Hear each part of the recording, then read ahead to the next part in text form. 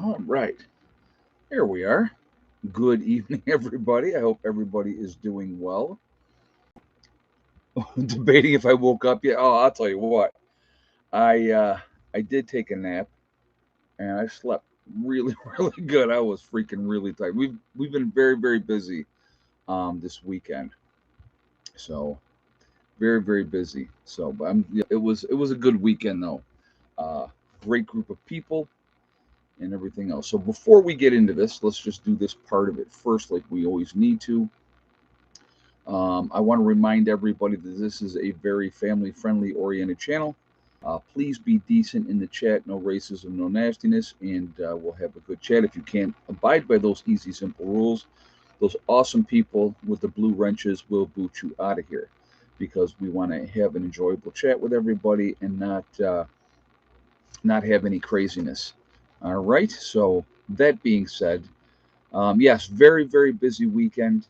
Everybody left today. I think it was a right. Well, actually, the last people left today 2:30. I think. Normally, everybody's out of here around noon on Sunday, but it was crazy busy, and but it was a good weekend. It was a really good weekend. And there's Jen in the chat back home, I guess, which is good. So, but yeah, it was a lot of fun this weekend. We had three different projects going at the same time, and yeah, I'm home and exhausted. I can imagine. When you guys all left, uh, I washed up and I said, okay, I got my video done, and then I washed up and I'm like, all right, I'm laying down, and I was out. I was definitely out, but yeah, it was really cool. So. Hey Ed, I'm sorry for the loss of your friend Patty. My heart goes out to her family. Yeah, I'm going to talk about that a little bit because I don't know how many people actually saw the video that I did earlier, and I discussed that later in the video.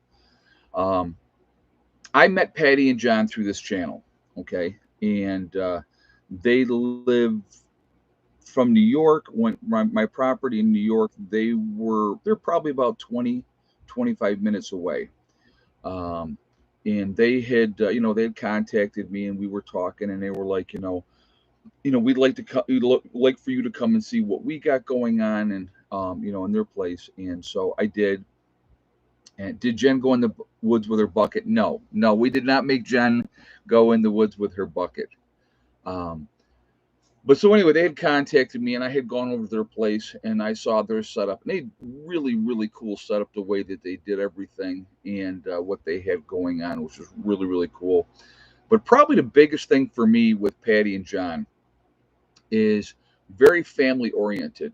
I honestly don't even remember how many kids that they have, but I've met some of their children, and but everybody they live on a road that's named after them. Their last name is the road, and everybody living on this road is all related. So like John had said to me, he goes, see the house across the street? And I said, yeah, that's where I grew up as a kid.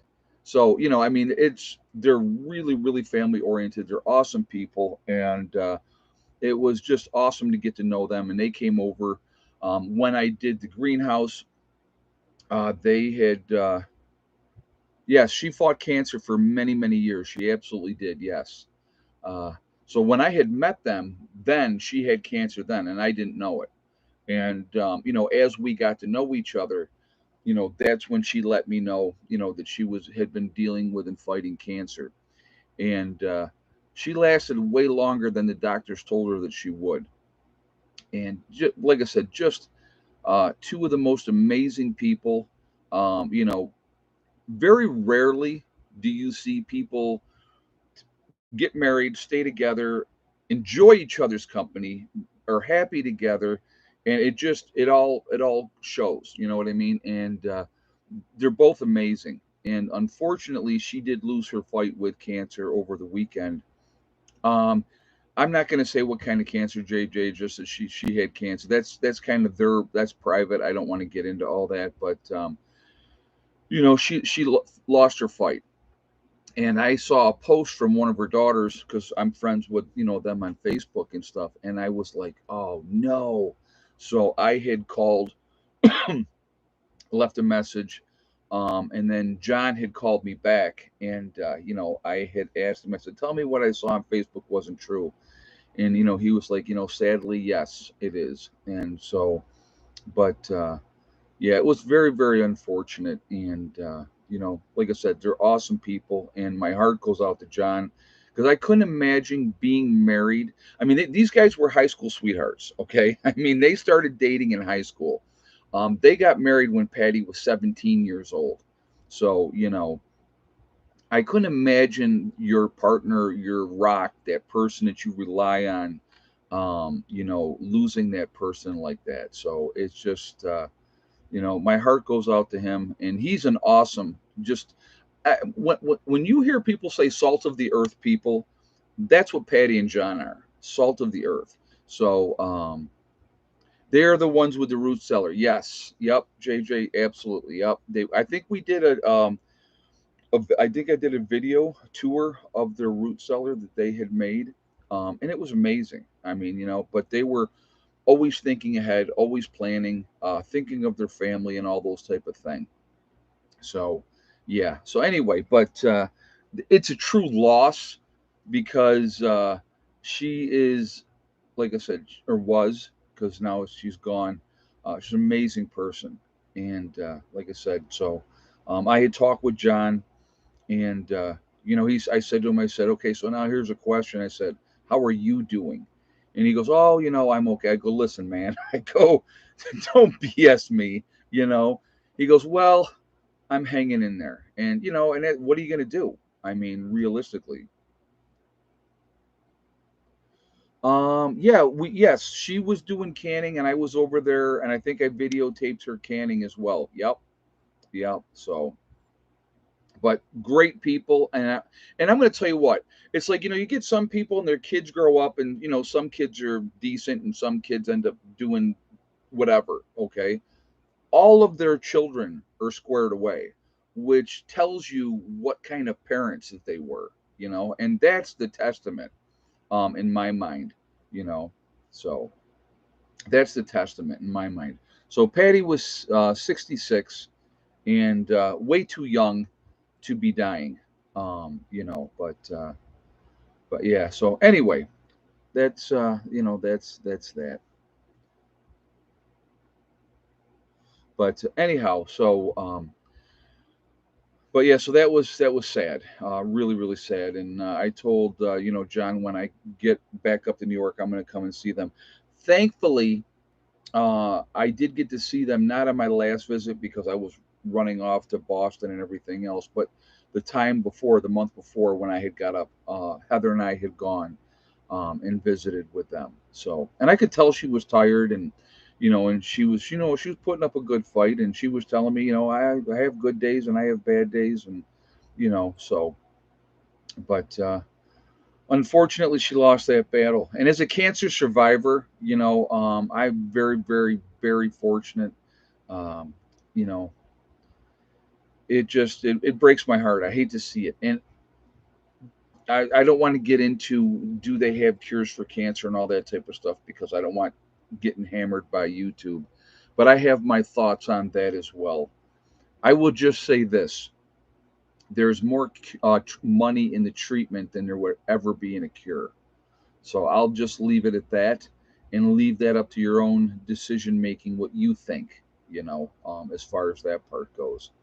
But anyhow, all right. So, and kind of that's one of the things why I wanted to talk about the topic that I wanted to talk about tonight. Okay. Time. So, one thing we can never, ever, ever get back. Okay. You know, it's a one thing we can never get back. And I want you guys to think about that. And I always like to try to use myself as an example because I thought as a man, right? I'm the man, I'm the head of the household. It's my responsibility to take care of this, and this. Okay. And, my ex wife was a stay at home mom. So her job right? Was to take care of the children in the household and those type of things. And I, like I said, we an example. We were together for 11 years, and I think in 11 years she did 3 loads of laundry. So it wasn't like that's what you do and I do. I pitched in, and I did a lot of those uh, chores as well. I don't have a problem doing that. That's just part of life. But anyway, I worked all the time. I was working 66 hours a week. When back then, 6 days a week. And so the one thing that I didn't realize at that point in time, because I thought, this is my responsibility, I got to take care of this, is yeah, they didn't luck out. They won. A W is a W, so go Cowboys. But and I'll take it. Um, the one thing I didn't realize is when you have children, right? They're only that size, watching them grow up. They're only young for so long. They're really only young for so long. And you don't realize how fast that time goes. You know, you don't realize it. You really don't. And the time is one thing that you can never get back, because when you look at your kids and you blink your eyes, they're grown and gone. And it's a lot of people don't realize that.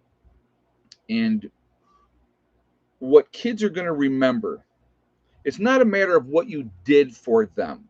It's not a matter of that. It's the time you spent with them, the things that you did together as a family. That's what they're going to remember. So if dad is off working all the time, or mom is off working all the time, and does not have that time to spend with the kids, because you're busy and you're working and you're trying to take care of stuff, um, it goes in a heartbeat. And like I said, the time is the one thing that you can never get back. So chasing the golden ring, right? So many people, they tell you when you're little, you got to chase that golden ring. And so you get it in your mindset that this is important. This is what I need to do. And that's why I think a lot of times when people have their kids and then their kids grow up and then they have their grandchildren, a lot of times they become better grandparents than they were parents. Why? Because now they have more time, number one.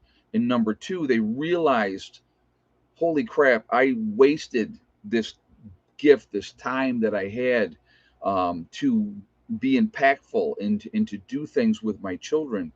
And that's, yeah, cats in the cradle, exactly. And it's really, really important. And it was like, so that was one of the things, like I said, why I wanted to talk about this topic today, because any of you out there that are watching that have children, I mean, my kids will be 21 years old next month. I mean, they're grown. You know what I mean? Now, obviously, Heather's still at home, which is, she can stay home as long as she wants. I don't even care. I really don't. I'm happy, that she's home, and I like the fact that she's home. But you just that time goes by so fast, and I think that is so important to have that positive impact on your kids. Make those memories. Do things together. I mean, we talk about. I'll tell you what. So I'll give you an example of something. So I had taken the kids one time. We went to the art museum in Rochester, and so walked through this whole beautiful museum. There's all kinds of beautiful art. And we had gone into the bathroom. Eddie and I had gone into the bathroom. I think Heather did too, because she was still little. I had her with me, so I wasn't letting her go into the ladies' room alone. So I think she was still going with me. And then she went in the stall. And so when we came out, they had a baby changing station with a Kodiak bear, right? That dropped down, right? So there was some graffiti, and I don't remember what the graffiti was, but so when I was asking the kids later, what was your favorite part about the museum? And so Eddie was like, well, I like the Kodiak bear in the bathroom. So those are things, like I said, those little quirky, strange memories that you have. That's what it's about. That's what it's really about. And, you know, all we can listen, nothing comes with a manual. Having a child, there is no manual that you get. You don't get this manual. Okay, this is what you should do as a parent. This is what you shouldn't do as a parent. And everybody's got their 2 cents out there of what you should do as a parent or what you shouldn't do as a parent. Coming down everything from should you spank your child, should you not spank your child? How do you punish your child? Or there are people out there that want to be their children's friends. uh, and there's like, I'm old school. I was raised by my grandparents. uh, I have a different relationship with my children now that they're adults, but when they were children, they were children. Hey, Kenny Chowder, thank you, Ed. Please pray for my sister has leukemia and things aren't getting better. Please pray for Becky. Love to all, be safe. Love your way. Thank you very much, Kenny, and I will keep her in my thoughts. I absolutely will do that. Thank you so much. Um, it is the number of people we lose from cancer every year is absolutely ridiculous. The amount of money that's gone into research for cancer is, you know, hey Ed, my 18-year-old, he got a job at a potato chip factory, 16.70 an hour, not bad for his first job. That's awesome. That is absolutely awesome and good. I'm glad to hear that. That's great. So, but there's no manual when you get a child, and you know, 80K man, congratulations that the Cowboys pulled it off. I saw that they tried to give it away at the end. 80K man, they let them tie it up. They had the lead like the whole game, and then they let them tie it, and thank goodness they came back and won that game. Um, yeah, starting out 0-2 in a season would not have been good, especially with their main guy out. Stop that, JJ. Show some respect for the glorious Dallas Cowboys. Um, when you have your children, like I said again, it is to me. I will tell people my single greatest accomplishment in my life is my children. Period. Um, the day that we did the ultrasound and the day that I found out that I was having twins, I'll never forget that day either. Um, the lady's doing the ultrasound and I'm standing there and Amy's laying back and she's looking. And I remember, I'll never forget this. And I'm looking at the thing, right? And I'm like, I'm a nurse. I've seen ultrasounds before. I know and I'm looking and I'm like going, that looks like two, right? In my head, I'm saying, it looks like two. So she gets done with the ultrasound and she says, well, I got to let you guys know you're going to have twins. And I was crying. I was so overcome with emotion and just full of joy. And I was crying. And I looked at Amy and she had this look of terror on her face. Like, oh my God, too. And she was not a big woman. She's still not a big woman. You know what I mean? So she was like, 5'3", I think, and 105 pounds maybe. So 5'3" or 5'4", one of those two, but very short. And then she was like, with the pregnancy, she just, I mean, just she was all belly with these two, and both of the babies were over 5 pounds, and they were still early. They were still early. So, but anyway, my single greatest accomplishment. One thing I knew is a first time dad going into it and stuff like that. And again, I'm gonna go by my own experiences. Um, my real father was a crap father. You can't say it more nicely than that. Gave me up for adoption of my sister when I was 5 and my sister was 4, because he didn't want to pay child support. And I can remember being a kid, and I can remember saying to myself, when I have my children, I will be the kind of father that I didn't have. And that was really, really important to me. And, you know, it's, so when I had my kids, I mean, it wasn't, you don't need to be sorry about it. I mean, it's water under the bridge. I mean, it's many, many, many years ago. You know, but it's I wanted to be I wanted to be there for them and to be a good support system for them, and I did the best that I could. And like I said, there was no playbook. There was no playbook, but it was like I said, it was what you have to understand. Before I had my children, okay, it was about me.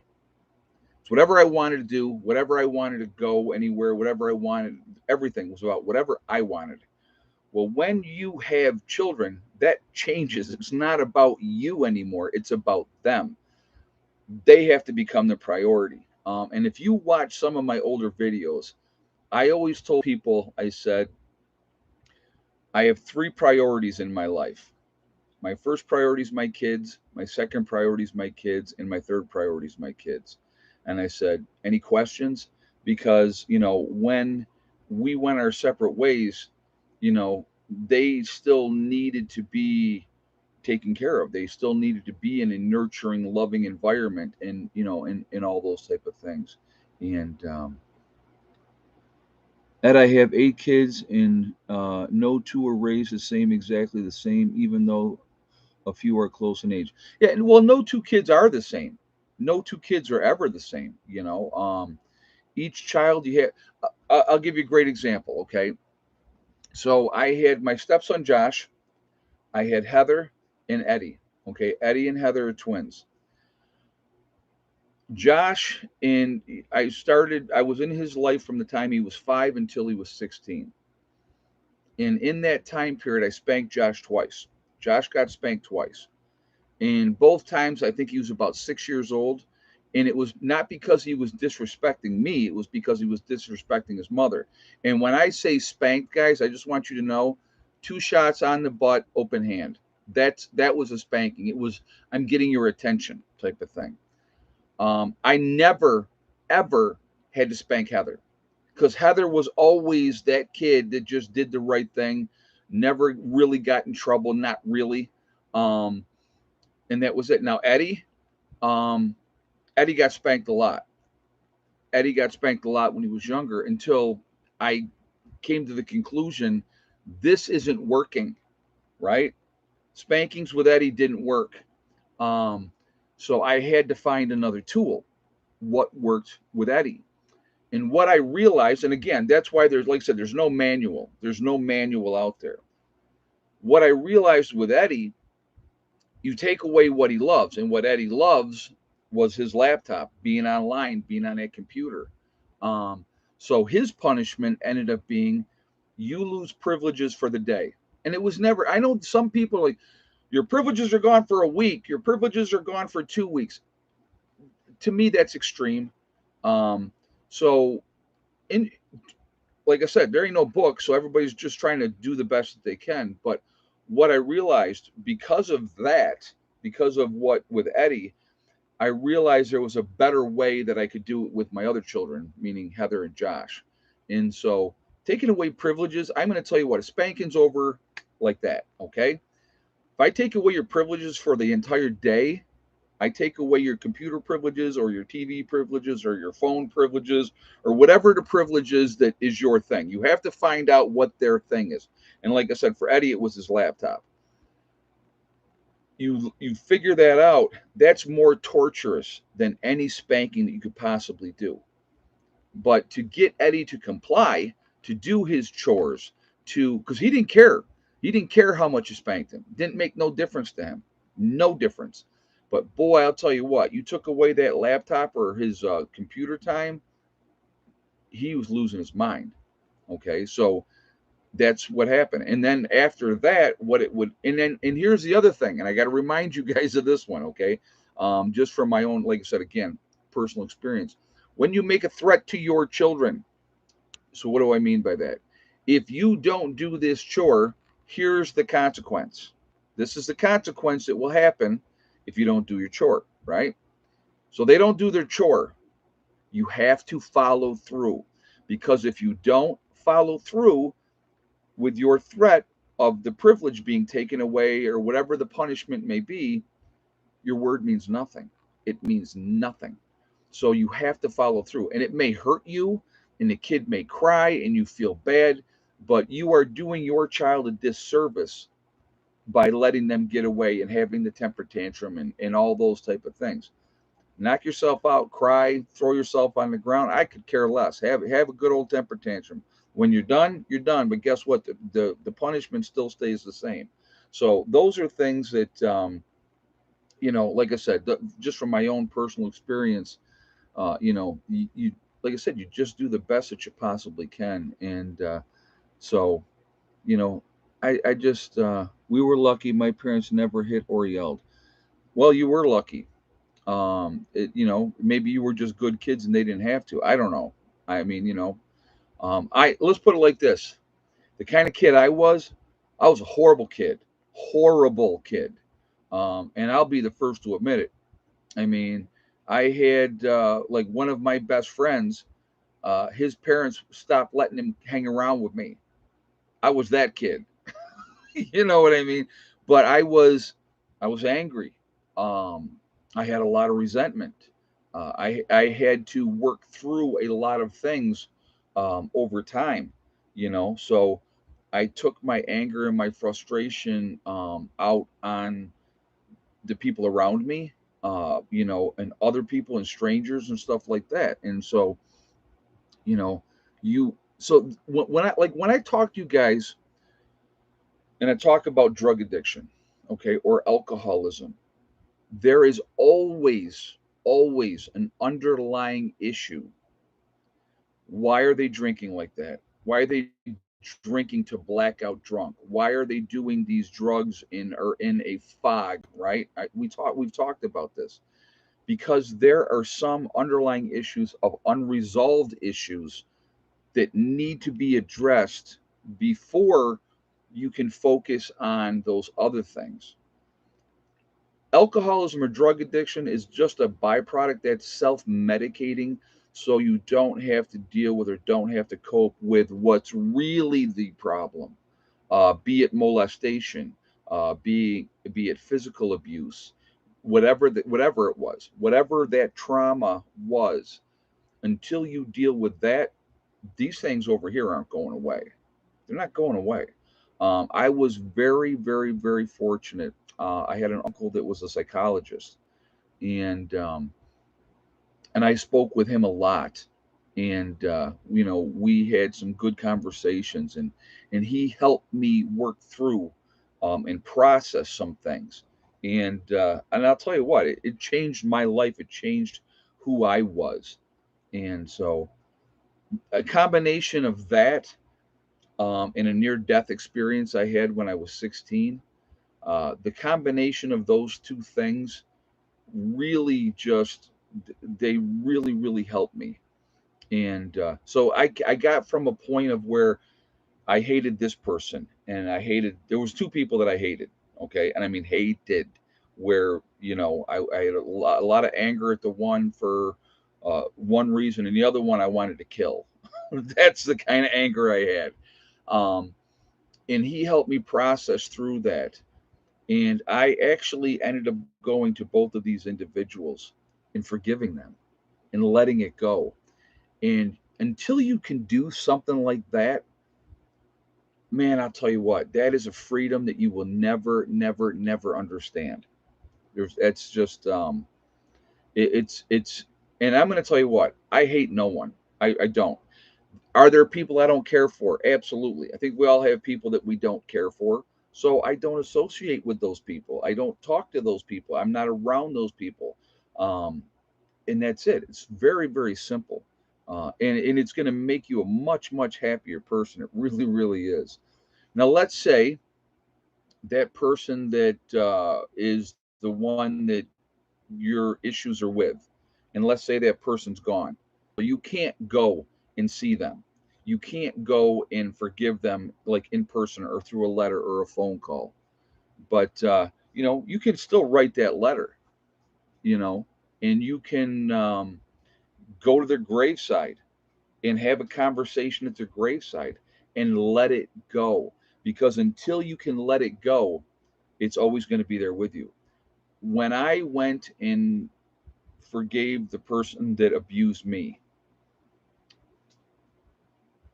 the only way that I can explain it, when I left that after that conversation that we had, when I left that conversation, I felt like this mountain that I had been carrying on my back, this mountain on my back for years and years and years, it was gone. And I never thought about him again. Never thought about him again. And, you know, God, that was just an amazing thing. The way that my uncle explained it to me, okay, the way that he explained it to me is you have spent every day thinking about your abuser. Every day you're thinking about your abuser. You're giving them all your energy and all your time, um, and you're eating yourself up. When you can go and you can forgive them, what you do is you give it back to them. They don't think about you. They probably don't even think about any of that stuff, okay? But you have been hyper focused on what happened. If you let it go and you do that forgiveness, you free yourself, is what you do. And so, it just, it was, like I said, that is something that I can't even begin to explain. Now my uncle's gone. Cancer got him too. He's been gone for a while now. And, but I have him in my thoughts, and I think about that part of what he did for me. And it really changed. It really, really did. And I can't even begin to thank him enough for showing me that guidance to help me on that journey in those type of things. And so that, like I said, it's just, like I said, what you have to understand, folks, again, going back to time, life is so short. Why are you wasting your energy and your time ever on that negativity when there is so much beauty in so many beautiful things out there? It doesn't have to be a person. It doesn't have to be, a thing. But I'm going to tell you what, like when I went out west and I did that motorcycle tour in Utah, in California, in Arizona, and some of the things that I got to see that I had never seen, it is amazing. When Randy and I last year went and rode to Sturgis in South Dakota, it was an amazing adventure. It was one of those things that you just go, I'm so glad I did it and got to see the things that I got to see and got to meet the people that I got to meet. It was amazing. It was amazing. And there's so much beauty out there to see. I'm going to tell you what, and this is just here on my property in West Virginia. Okay. And even in New York, I get, there's no light pollution in New York where I'm at either, for the most part, and you can see the stars really well. But here, when I go step out of this camper, and if I turn the lights off inside the camper, and I sit out in my open, huge, beautiful field, and look up at the stars, and I'm just like, holy crap! It's just, it's awe-inspiring to be able to see that, and it's just, and if you just open yourself up to those things instead of being bitter and pissed off and angry all the time because life didn't work out the way that you wanted to. Let me tell you a reality. Life doesn't always work out for all of us the way that we want it to. You know, when uh, when I got married the second time, I basically was like, this is it. I'm spending the rest of my life with this woman. We're going to raise our children together. We're going to have a great life. That's not how it worked out. Okay. Um, and here's the thing too. I always tell people this: when there is a breakup, right? There's always three sides to every story. There's his side, her side, and somewhere in the middle is the truth. Um, you know, and I made mistakes in that marriage. I'm not going to lie. I mean, it is what it is. But and it's another thing. You've got to let it go. You've got to let it go. I don't have any reason. I mean, there's some resentment. I'll be honest with you. I mean, but it's just the resentment for me is what could have been if things had been a little bit different. And that's kind of where my resentment is. So, but it is, like I say, again, it is what it is. And I've been on my journey and doing my thing. And I'll be honest with you, I don't mind being alone. I don't mind being single. And I go where I want to go. I do what I want to do again. So now my kids are grown, and yeah, I'm always going to be there for them. I'm going to watch out for them. If they need me, I'm always there. But now it's back to me. You know what I mean? And and I have my group, so I have a new family, you know, and so that's cool too. And like with everybody coming this weekend, and it was just really, really enjoyable. It was really, really enjoyable, and I enjoyed that. Empty net syndrome in the beginning, I did, JJ. I'll be honest with you, absolutely. In the beginning, when Eddie moved in with his mom at 18, and then Heather went off to college. At first, it freaked me right out because you got to understand, my kids have been with me their whole life up to that point. So the last 18 years in that frame had been, chaos and craziness and whatever else. And all of a sudden, I'm standing in the house and it's peace and quiet and it's me and the animals. And it was weird at first. And then you got used to it, and then you're like, oh, this ain't so bad anymore. I kind of like this. And, you know, and then they come home. So, but like I said, again, I'm so happy that Heather's home. I'm happy that she's doing well, that she's enjoying her job, and but yeah, it's just you just life is an adventure. And if you're alone but not lonely, you have us. Well, exactly, and you know what, and if I want to engage with people, here I am. I'm engaging with people. I mean, it's not like I'm sitting up here on the mountain all by myself and losing my mind. I probably lost my mind a long time ago, but that's okay. Um, but yeah, it's just what I I know people. I'm going to give you a great example. My buddy Randy, and I love Randy to death. I mean, I've known him for a long, long time. When his wife died, you know, I mean, he was dating like months after his wife died. He's remarried now, but you know, he's one of those kind of people that couldn't be alone. He has to be in a relationship. And I'm like, man, I just, after an 18-year marriage and then your wife dies, and then, within a couple of months you're out there dating, everybody processes differently. And I get it. I get it. But there was a little judgment on my part for that one. I'll be honest with you. I never really got that. But oh, how many apple processings go by? It went really, really well. We did not get all the apples done. I picked way, way, way too many apples. But everybody took some applesauce home with them. Um, and I still have 12 more quarts here. Yeah, everybody handles grief differently. Right. Fortune cookie, you're right. For me, I couldn't see jumping into the next relationship that quickly. That's just me. But again, like you said, everybody is different how they deal with grief and stuff like that. Some people can't be alone. They don't want to be alone. They have to be in a relationship. And that's okay. I mean, and he's remarried now and he's happy and good for him. You know what I mean?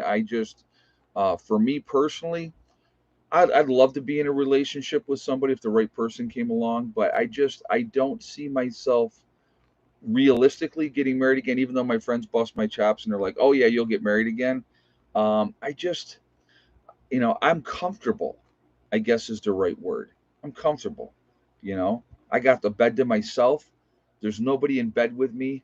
And if I start to snore, nobody cares. They're not going to be elbowing me and pushing me in the back and yelling, roll over, you know.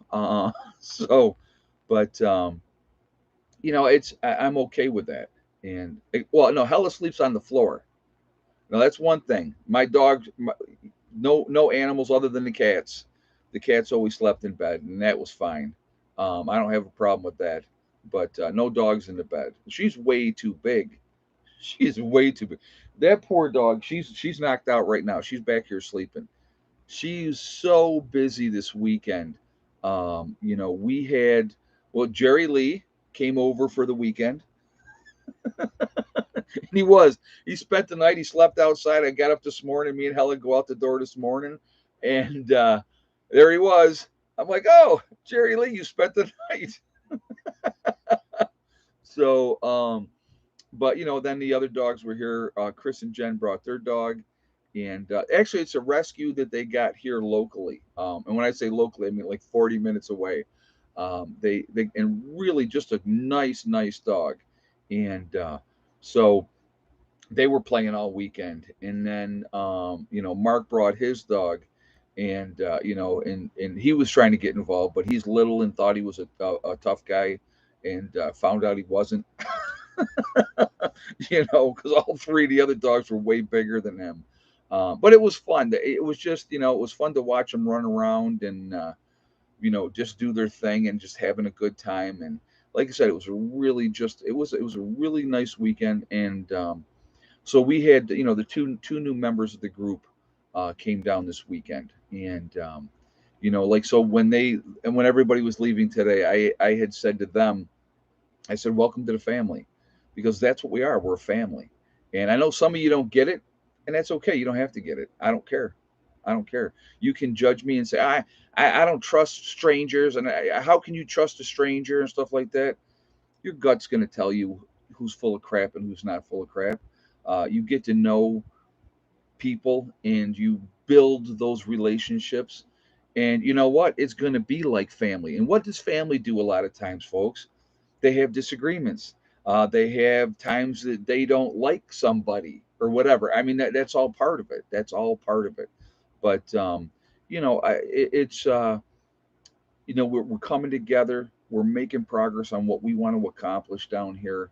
And what you have to understand is, people, when I talk about what we're doing here, and we have a plan and what we're working on, and it's not just for me.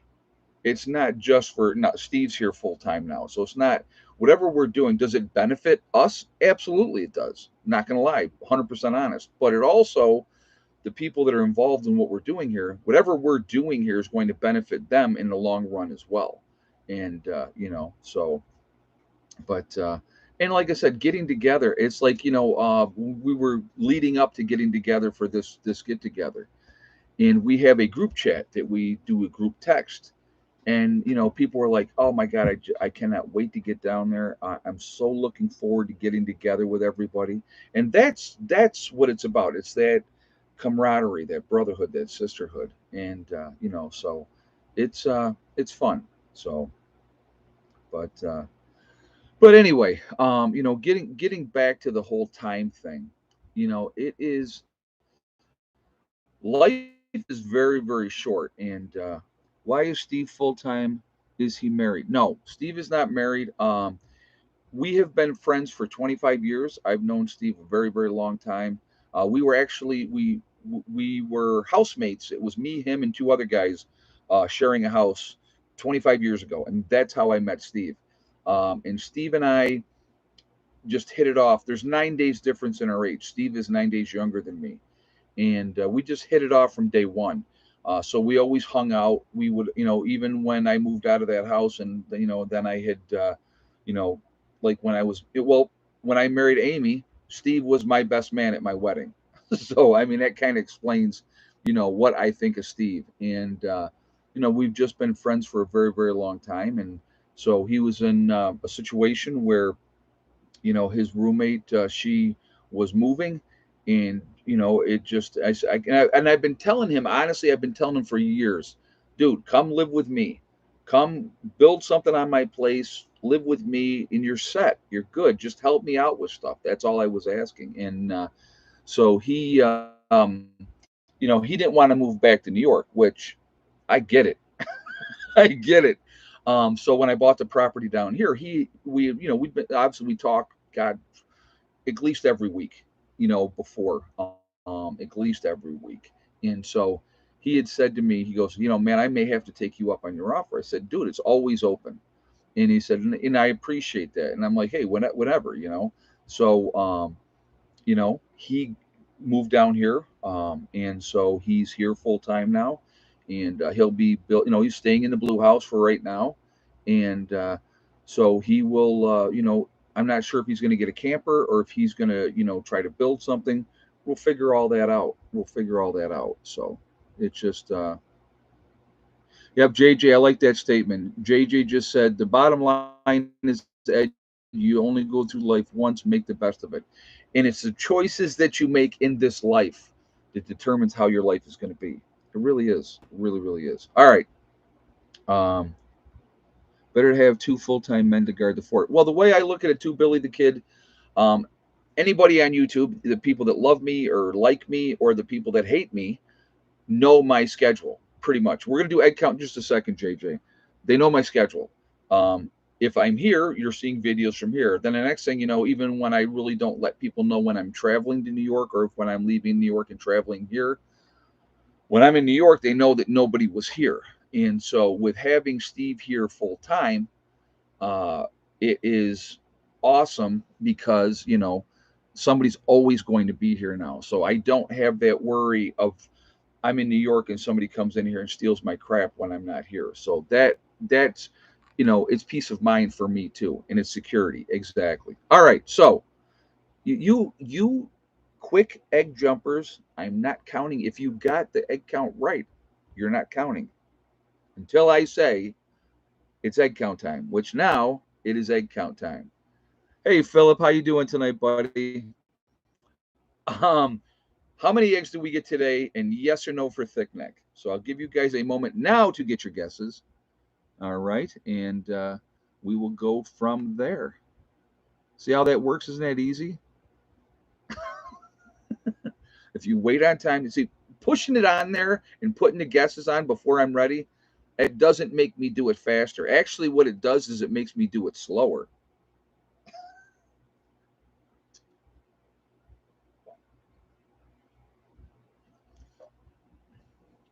All right, if you had the same exact guess as Jen Boyles with 6 eggs and yes for thick neck today, then you are 100% correct. So there we are. That is what we had today. So, but yep. So 6 eggs today. So I like Billy Kid. Now he puts it up 6 and yes. After I gave you the answer, uh, awesome sauce says I'm 50% correct. Then there you go. Something is better than nothing. So, but anyway, yeah, it's weird. It's like I'm like torn. I mean, I love my daughter, love my sister, and they're in New York, but it's like New York to me doesn't feel like home anymore. It really doesn't. I absolutely love it down here. It is just, I'm curious to see what this winter's going to be like down here. I really am. I know what winters are like in New York. I know what they're like in New York. So, and Steve was telling me, he goes, man, he goes, I'm just telling you right now. He said, because he's been in Maryland for many, many years. He was living, in outside of Baltimore, and he, he was like, he goes, you're gonna love the difference. And I love the people that said to me, why West Virginia? Oh my God, you still get winter. It's still going to snow in West Virginia. And again, I kept saying, yeah, but not like New York. It's not going to be like New York. And so I definitely will not miss that aspect of it. You know, it's so much more free down here. And I'm looking forward to, like I said, when winter gets here, I'm curious to see what it's going to be like. And we'll go from there. Yeah, why not West Virginia? Exactly. People kill me too with that part of it. And I'll be honest with you. Initially, when I was thinking of looking, hey, Juby Joe, thank you so much for the donation. I do appreciate that. When I was first looking to get a second property, and you know, I was thinking Tennessee, Kentucky, like that area. And my buddy Eric, who also has a bug out retreat in West Virginia, he was the one that initially said, you know, I'd check out West Virginia, and when he was going over the high points of West Virginia, cheaper property to buy the property. It was cheaper. Taxes were cheaper. Taxes are really cheap. Um, he said, sparsely populated, which is absolutely a plus. Great gun laws. It's just all those things. There was so many factors that made such a difference. And then when I got down here, and when Heather and I got down here, and we were driving down, and I was just like, holy crap, it's just beautiful. I mean, it's just absolutely beautiful. So, that was, and then when we found this piece of property, like I said, again, I'll never forget it. I'll never forget. We found this property, and we were up in the upper meadow, and we never even drove down because the lower meadow, the top of that, before we took the top of that off, it was so steep. Uh, and we were looking at this property, and you know, it was just. And Heather looked at me, and she goes, "This is the one, isn't it, Dad?" And I went, "Yeah, this is the one." And I just knew. And it's just been a blessing. It's been awesome to have, and you know, and again, for anybody that's asking, I am keeping both properties because Becky wants to stay on the property in New York, and Heather wants to stay on the property in New York. They don't want to relocate down here. Will Heather come down and spend time down here? Sure. Becky's already been down here. Um, you know, as I get things more squared away, then I want to have Heather come down. So and spend some serious time down here. I think she would like it. I think she would do well down here. So, yeah, John Denver loved West Virginia. It's different. The mindset's different. The people are different. I don't even know how to explain it, but like I said, to me, this is amazing here, and I'm very very fortunate. Very fortunate that I have great neighbors. The people that I bought the property from, and they're out front, and they're amazing as well. So for sure, you're keeping both properties. Yes, I am keeping both properties. Yep, yep. So and like I said, I'll be traveling. Continue. I will continue to take a lot of stuff from New York and bring it down here. There's stuff that I want to have down here. So, do you feel your blood pressure drop when you're in West Virginia? It's more relaxing, I guess. Um, More relaxing, and in the fact that now there's no rush. That, oh my God, I got to get all my stuff out of New York and get it down here, and where am I going to put it, and what am I going to do, and all those type of things. I don't have that type of stress level anymore. If I go up, like I said, if I go up once a month and spend a few days in New York, and then bring a load of stuff down, it's just, so what? Who cares? Who cares how long it takes? You know. And in each trip that I come down, and I can start setting up more. Like this week, I will be working on getting the next shelving unit put together, and I got the 3/4 inch plywood, so I got to cut the shelves for that and do that, and I'll show that on video. But I got to like clean all the crap out of the battery room, and so that I can open it up to get that in there. And then once I get, yeah, I'm a land baron. That was the joke. Actually, when I bought this property, I'll tell you what. When I bought this property, I called Eddie, and I said to him, I go, Eddie, guess what? He goes, what? I said, your dad is now a land baron. I said, I have property in 2 different states, and I said, I'm adding to you and your sister's inheritance. Are the bugs bad? They're mosquitoes and ticks mainly. The bugs are bad enough. I mean, but wherever you go, there's going to be bugs. So it's I've swallowed a few bugs here, as you guys have seen on camera. I've done it on camera. So, but it's just the ticks with keeping the grass cut down. Once I got her collar changed out this year, she hasn't had a tick on her since she changed her collar out. So I actually have not had a tick on me either. Like this weekend, I was in the woods this weekend. So Are you checking to make sure? Absolutely. I'm always looking, making sure I don't have any ticks on me. I've had a couple since I've been down here, but it's not bad, But there's ticks everywhere too. So, I mean, yeah, they were great. Yep. The Seresto collars are awesome. That's what I use.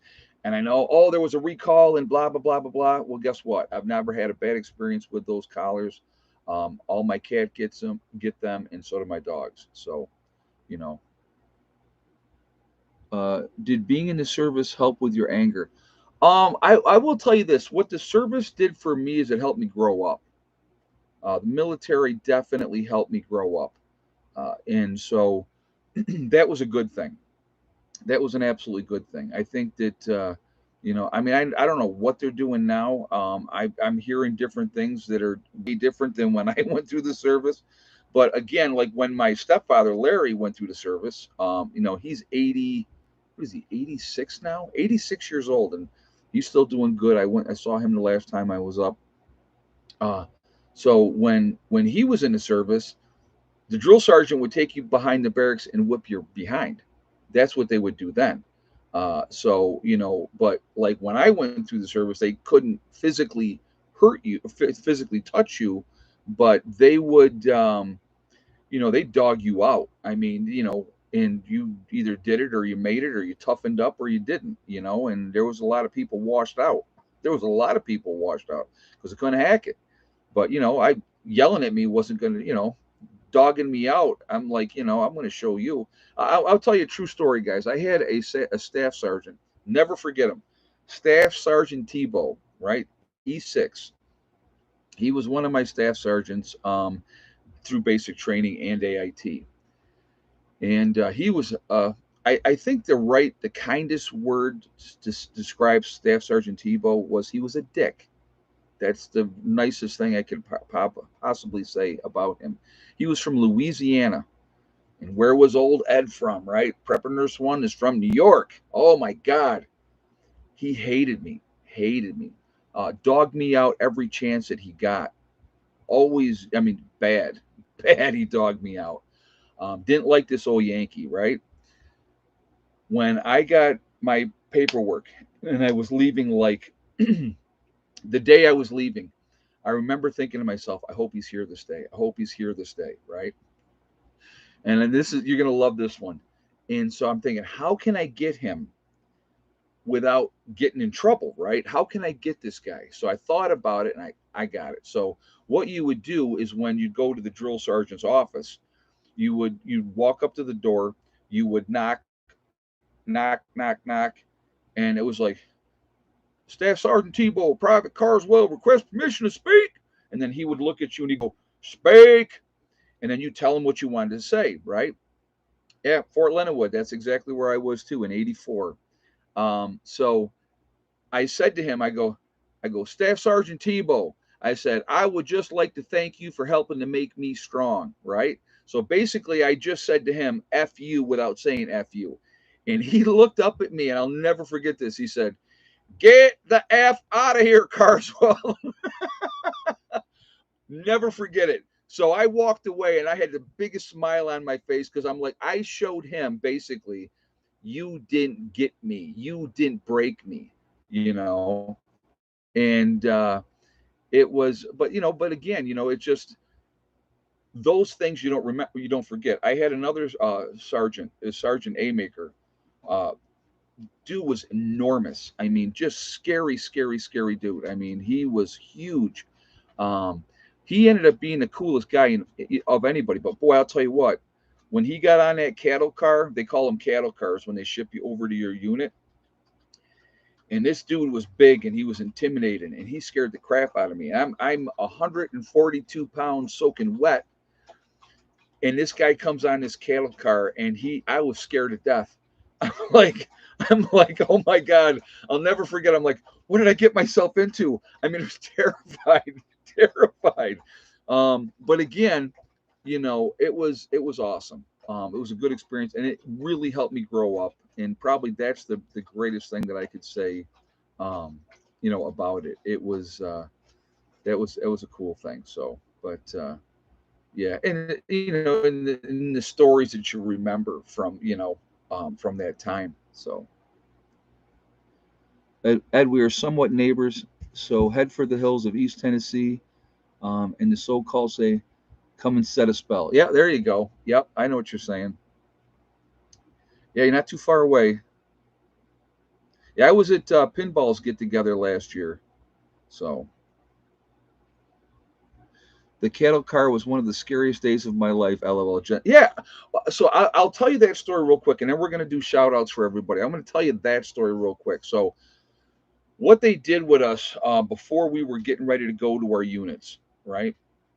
They put us in this auditorium, and they had these drill sergeants come in, okay, and they got the Smokey the Bear hat on. Uh, you know, Uniforms are absolutely precise, and it's Fort Lost in the Woods in the state of misery, Jay. That's what we used to call it. Fort Leonard Wood in Missouri, but it was Fort Lost in the Woods in the state of misery. They'd fly you into St. Louis, and then I think it was a 3-hour bus ride to get out to Fort Leonard Wood, which was in the middle of nowhere. So that's why. But anyway, um, so they're like on your feet, and you're all standing there. These will be your drill instructors. So I got to tell you, so Sergeant A Maker, the one I was telling you about, I looked at him on the stage, and I saw this guy, and I'm telling you guys, he was as black as this phone. I mean, just in big, 260 if he was an ounce, in just tip top shape, and just really scary looking, right? And I remember going, God, I hope I don't get that guy because he just scared the crap out of me. Scared the crap out of me. Who gets on my cattle car, right? Staff Sergeant A Maker. I was like, oh my God. And then when he talked, so what he said to us, nobody's saying a word. Nobody's saying a word. Just so you know, you got 50, 60 guys jammed in, um, a-hole to elbow. You're just locked in here, and you got your big rucksack between your legs, and you're all locked in. And then he starts talking, and he says, anybody on here thinks you're tough? You think you can take me? Here I am. I'm here by myself. Come and do it now. He goes, any of you people in any of those effed up organizations like the Ku Klux Klan or the Black Panthers, and you think you can take me? Here I am. Come and get some. And I'm like, oh my God. like I said again, I'm 142 pounds. 142 pounds, and this big, monstrous man who outweighs me by 100 pounds is telling me, come and get some. I'm like, no. Oh my! But like I said, he was a kind of drill sergeant. I'll give you an example. He knew when it was time to be serious, and he knew when it was time to lighten up, and he would do that. So it was. But I'm going to tell you what: is a 19-year-old kid that really had never been away from home. Okay, and here I am in a strange environment with all these strange people, and that's what you're dealing with. That's like your first real experience. It is very intimidating. It is very, very scary. But yeah. So, but again, great memories from it. Realistically, and the time goes by fast, and you get dogged out. You know, I was 129 when I went to Army. Yeah. Where? Okay. So let me ask you this, Billy, the kid Norwood. How much weight did you gain during basic training? Because I went from 142 to 149. Most people in basic training, folks, just so you know, they lose weight because you are physically exact. Yeah, 129 to 140. Yep. Most people lose weight. I gained 7 pounds during basic training. I mean, it's just you gain muscle. Absolutely, you do. So, all right, I'm way behind schedule. So, but I wanted to share that story with you because I have, like I said, I have had a crazy, interesting life, and in a good way. In a good way. There's things that happen, but everything that you do in life and everything that you experience, it really helps you to grow. I think as a person. So, but all right. So let's start off with Icky Can up in Canada. Definitely ask you to support him. He's a good dude, and I Not, small channel, but I think he's awesome. You have Angry Prepper down in New York City, and I guess Jason is planning on coming next month. I actually got to give him a call as well, and but definitely go support Jason. Awesome guy. Rudy, Alaskan Prepper, love him too. I think he's awesome as well. So definitely go and support him as well. You have Alaska Granny. There is Sean James with the Sean James channel and My Self Reliance, two different channels, same guy. Amazing to watch him build, and very, very cool. You have North Shore Preparedness, also up in Canada. There is Corporal's Corner, Bjorn Hansen, 80K Man, who resides up in the Adirondacks. And so definitely check him out as well. You have Bizariza Jizza, who does the Carrington Chronicles. And so just an interesting series and a lot of good information with that. It makes you think. And that's what I think is important too. It gives you things to think about. You have Marfugal News with Adam and Dax out on the West Coast in Seattle. Uh, Great channel. I've been on his show a couple times, and so very, very cool. You have, let's see, we got Magic Prepper in North Dakota. There's Wrangle Star Cody, another really, really good channel. Red Poppy Ranch. There's Survival Lily. You have Kyle's Cabin with Kyle and Sierra, and really like what they're doing as well.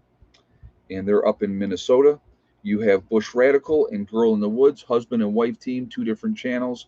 Really like what they do. And I love how at the end of all of her videos, she's like, what is it? I'm gone or something like that. I think is what she says. I'm gone or something. Get in the woods and get happy.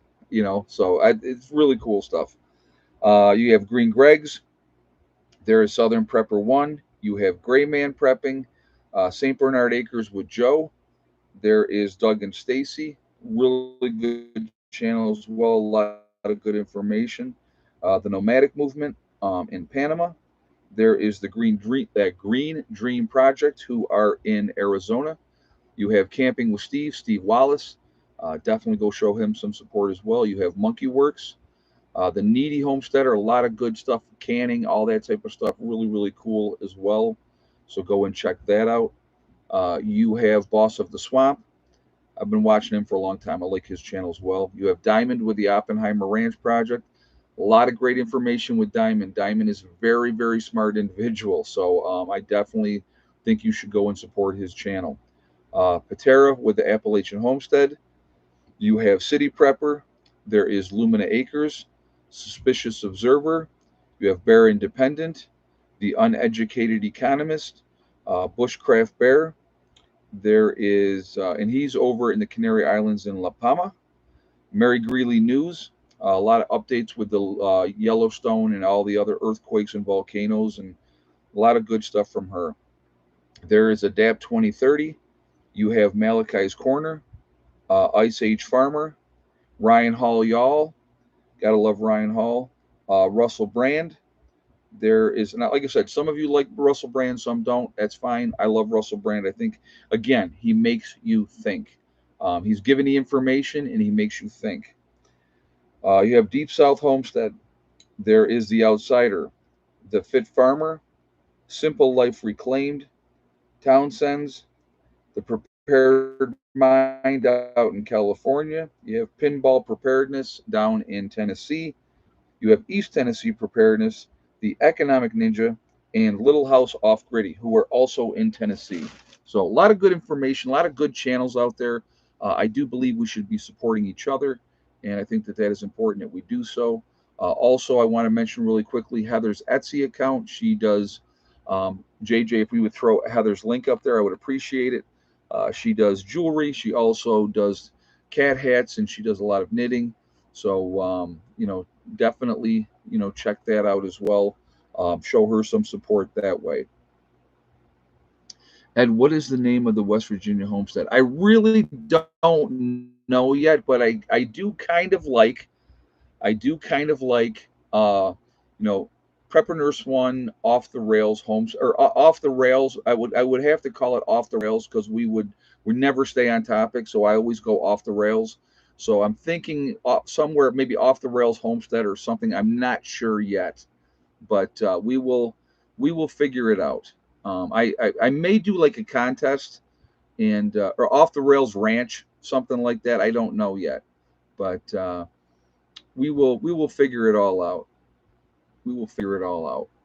That, like I said, that's something that we can. Yeah, FTD acres. Oh my God, that's too funny. Yeah, people would be like, "What?" So, but I like the off the rails ranch. I kind of like that one. So we'll have to see. We'll have to see.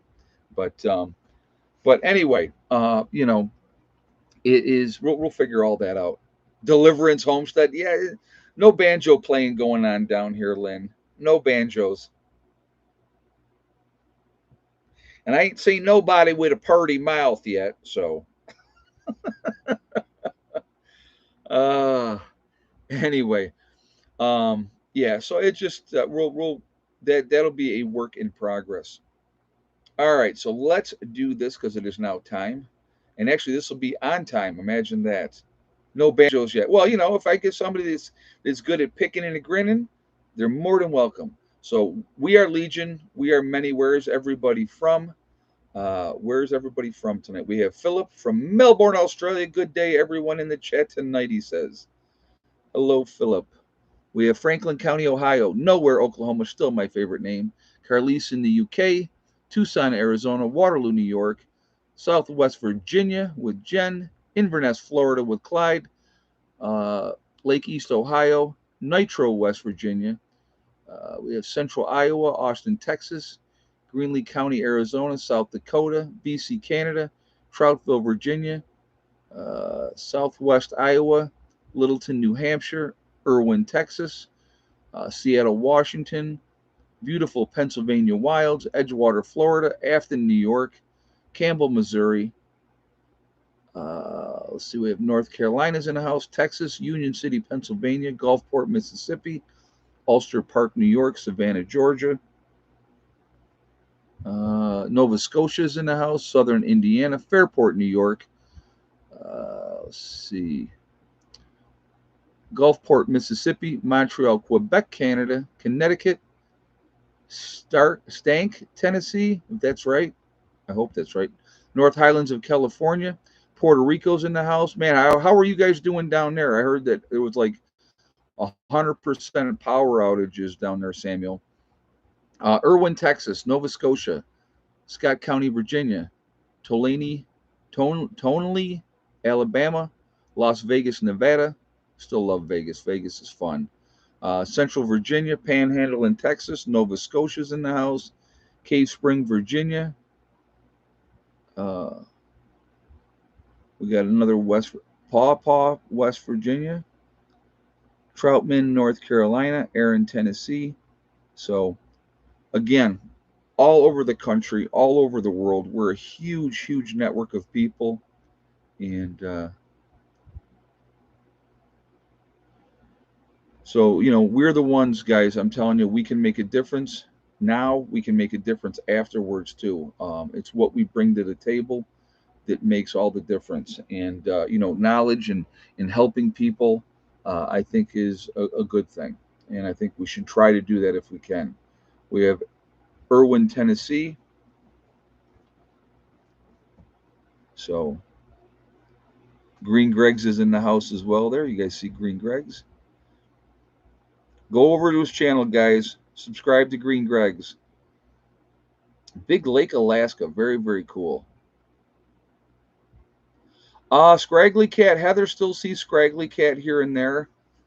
He's been catting most of the summer. I think when the weather gets cold, he'll be around more. You're welcome, Greg. You're very welcome. We got BC, Canada in the house as well. So, like I said, guys, we're the ones there. JJ just sent the link up, guys, for Green Greg. So definitely go show him support. How many born in bred West Virginias have you run into? Quite a few. And I'm going to tell you what, Jay, the people down here, they're amazing. They really are. Uh, they mind their own business. If you need a hand, they're willing to help you out. It's really just it's amazing.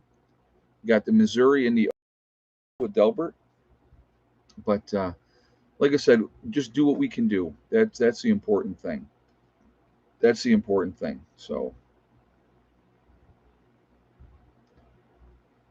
what do we got here? Got worried about Scraggly Cat for a while there. Yeah, like I said, he's a stray and he's not fixed. So, he's going to go out and he's going to be doing his thing. That's kind of how it goes, unfortunately. But if he comes around, we'll feed him. We'll take care of him as best that we can. But yeah, I'm going to tell you what, the people down here. I got to say, other than the lady in the parking lot at Walmart with the mask, and I told you guys that story. Other than her, and I've had nothing but a good experience down here.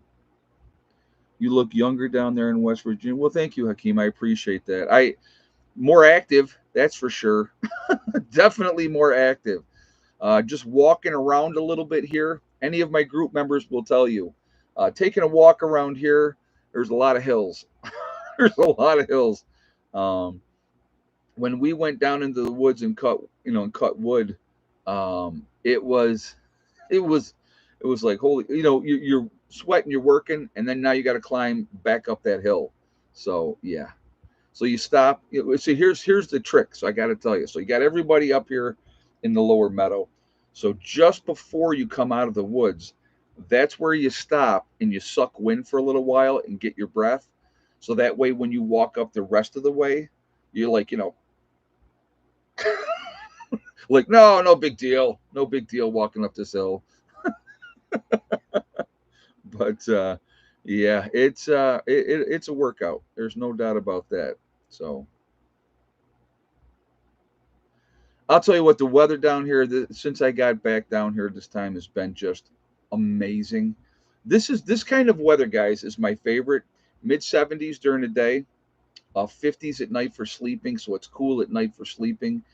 You can get things done. You're not sweating your butt off, and it's to me that's perfect weather. So and once we have the first frost and it kills off all the bugs, or they go to ground for the winter, that's even better. So you get a lot more done without bugs flying in your mouth. It's amazing how that works. But yeah, it's just like, I mean, like, we don't even have rain in the forecast until next Monday, not tomorrow, but the following Monday. So yeah. All right, guys. So I do want to thank my moderators who do an absolutely fantastic job keeping the chat clean. Very much appreciated, ladies and gentlemen, that moderate for me. I really appreciate your support and thank you for what you guys do. I want to thank all you guys for being here for these streams. These are fun. I enjoy doing them, and it's really enjoyable to do those type of things. So I do appreciate that. Little unconventional stream tonight, and I get it, but it was something that I felt like I wanted to share, especially after losing my dear friend Patty. And so, again, remember, it's so important to remember the time is the one thing that you're never getting back. So use that time the right way. You know what I mean? Use it the right way. Use it to make a difference. Spend that time, make those memories, because the memories at the end of the day, it's all we got. At the end of the day, it's all we got, you know.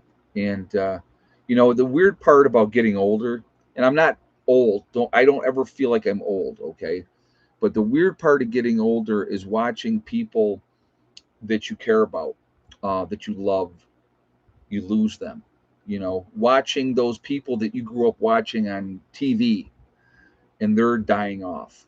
Those are that's a weird feeling, weird feeling. So anyway, guys, remember, we are all in this together. We are one race called the human race. If we could ever really get that squared away, we would be in way better shape. We have to stop letting them divide us. We can't keep letting them keep us separated over race, religion, political affiliation, the vax, the unvax. Those are all just tools and games that are used to keep us fighting amongst each other. If we can come together, we can accomplish anything that we want to. And that's a cool thing. Also, remember, guys, to hug and kiss the ones that you love. Tell them every single day. Tomorrow is not guaranteed. We never know what's going to happen in life. So it's really, really important that we tell the people that we care about every day how we feel. Last but not least, STD, step, thing, and day.